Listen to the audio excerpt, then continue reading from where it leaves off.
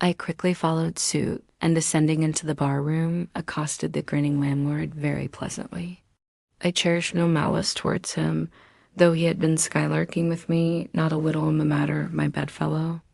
However, a good laugh is a mighty good thing, and rather too scarce a good thing, the more's the pity. So if any one man, in his own proper person, affords stuff for a good joke to anybody, let him not be backward, but let him cheerfully allow himself to spend and be spent in that way. And the man that has anything bountifully laughable about him, be sure there is more in that man than you perhaps think for. The bar room was now full of the boarders who had been dropping in the night previous, and whom I had not as yet had a good look at. They were nearly all whalemen, chief mates and second mates and third mates, and sea carpenters and sea coopers and sea blacksmiths and harpooniers and ship keepers. A brown and brawny company with bosky beards, an unshorn shaggy set, all wearing monkey jackets for morning gowns. You could pretty plainly tell how long each one had been ashore.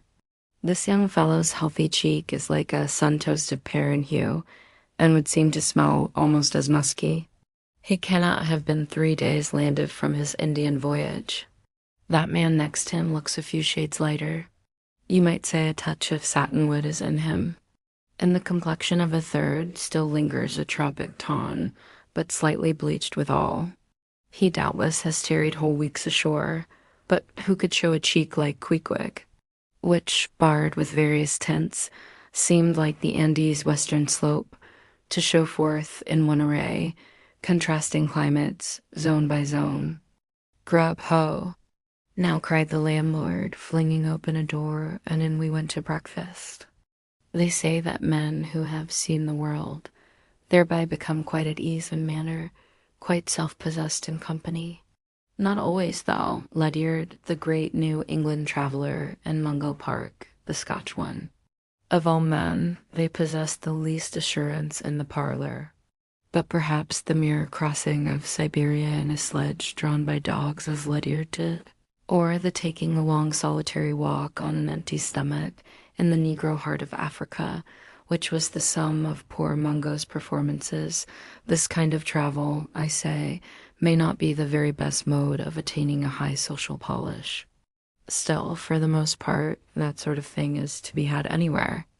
These reflections just here are occasioned by the circumstance that after we were all seated at the table, and I was preparing to hear some good stories about whaling, to my no small surprise, nearly every man maintained a profound silence.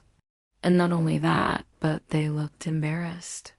Yes, here were a set of sea dogs, many of whom, without the slightest bashfulness, had boarded great whales on the high seas, entire strangers to them, and doled them dead without winking. And yet, here they sat at a social breakfast table, all of the same calling, all of kindred tastes, looking round as sheepishly at each other, as though they had never been out of sight of some sheepfold among the green mountains. A curious sight. These bashful bears, these timid warrior whalemen. But as for Queequeg sat there among them, at the head of the table, too, it so chanced, as cool as an icicle. To be sure, I cannot say much for his breeding. His greatest admirer could not have cordially justified his bringing his harpoon into breakfast with him and using it there without ceremony, reaching over the table with it, to the imminent jeopardy of many heads, and grappling the beefsteaks towards him.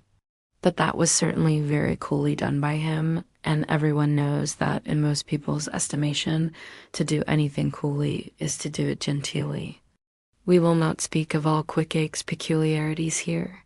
How he eschewed coffee and hot rolls, and applied his undivided attention to beefsteaks, done rare.